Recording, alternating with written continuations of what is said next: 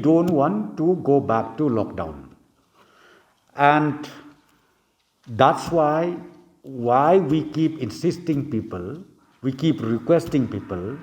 The only tool right now that we have in hand is go for vaccination.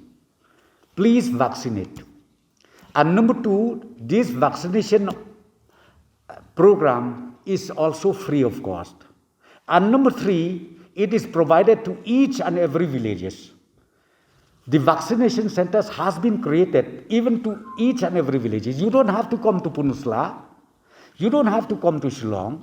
It's in your doorstep. So we request all of them, please go and get yourself vaccinated, because as of today, this is the only tool of fighting the COVID-19. Okay?